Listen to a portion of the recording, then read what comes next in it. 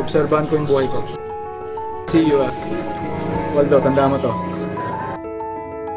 Kasi umuwi ako dito, wala akong ipon. Wala akong naitabi. It's going to be a diary now.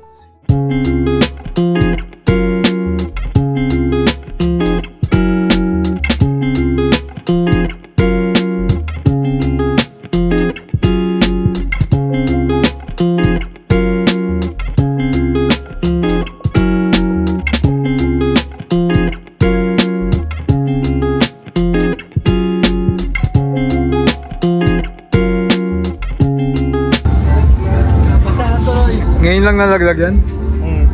Wow, biyaya. Maya ka yan. Malakas ba ulang kanina? Hindi naman, ano lang. Biglang laglag. Hindi, ambon lang. Ay, ba't basa yung sa ano, lupa? Hindi na siya tuyo, basa na.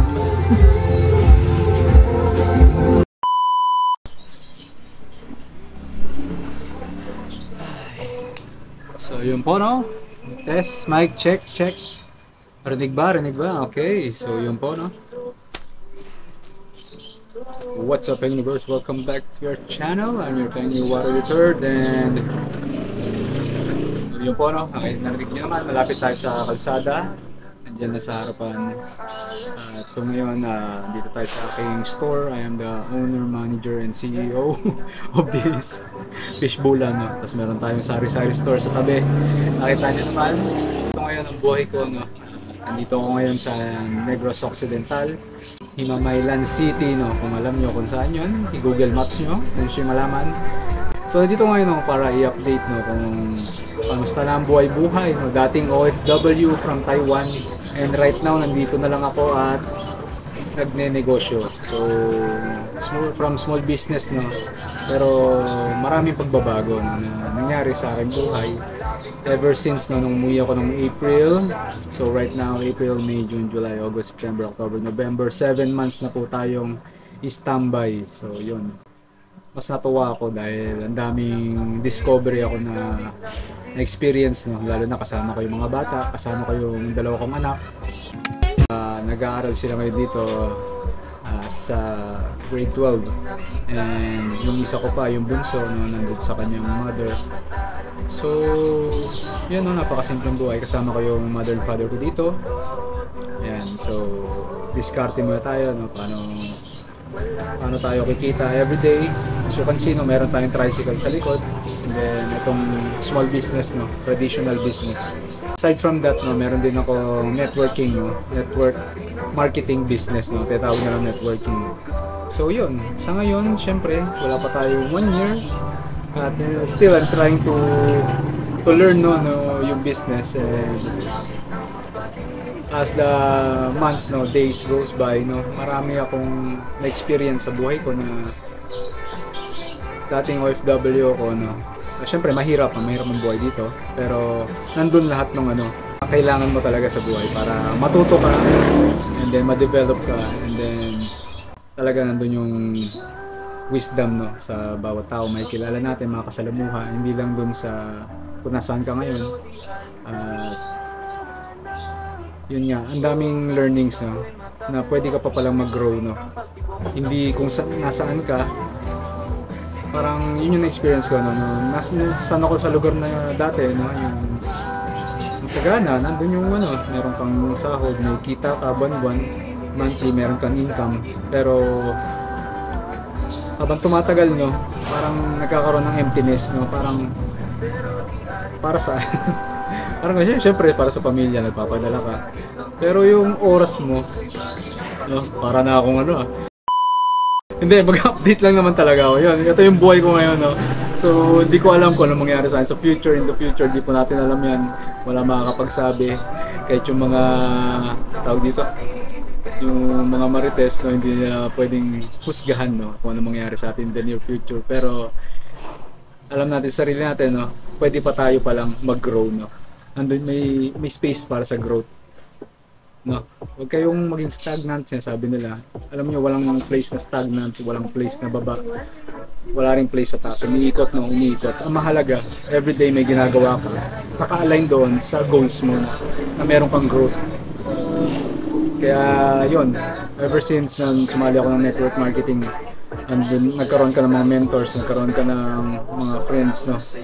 Nagkaroon ka ng mga partners sa business, and yung masabi ko, no, naghihilan kayo pataas. Siyempre networking yun, kaya kailangan positive vibes kayo, no? And then sales, no, siyempre may product. Huwag kayo sasali ng networking na walang product, no? Network marketing, network business na walang product na binibenta. So yun, I've been in this business, no, 7 months na rin. Kasi pag uwi ko, wala na, yun na lang yung pupuntahan ko.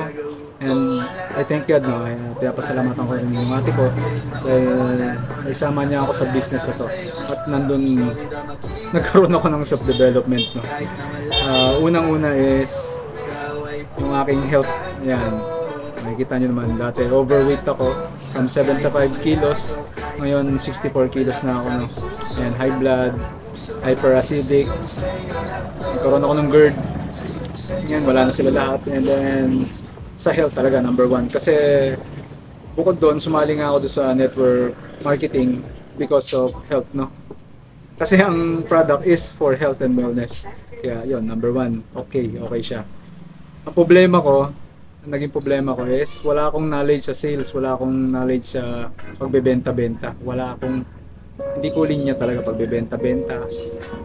So the first 6 months or hanggang ngayon siguro, yun yung nagiging struggle ko. Pero kahit paano, meron tayong sales pa rin. Kasi meron tayong mga mentors kung saan gagayahin lang natin sila.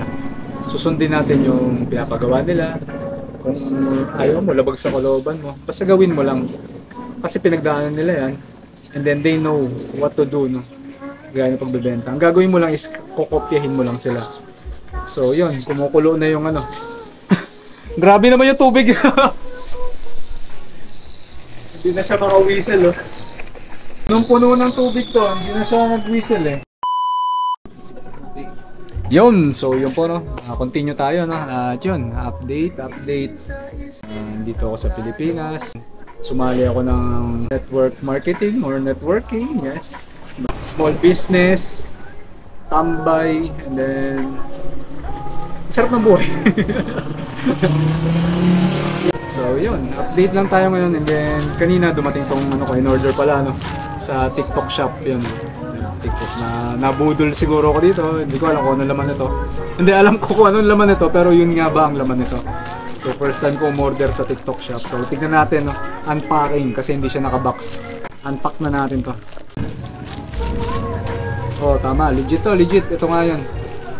So yung ating scissors. We have here, baka mabasag, no, binabble wrap pa. Kasi fragile to, no, babasagin. Yun. Okay, napaka okay din. So yun guys. Ito lang naman yung order ko sa halagang 100 pesos, no? Buy one take one siya ngayon sa TikTok shop, no. Pwede nyo i-try, no, kasi idol ko to, eh, si Iponario, yan. Si Coach Chinkitan, yan.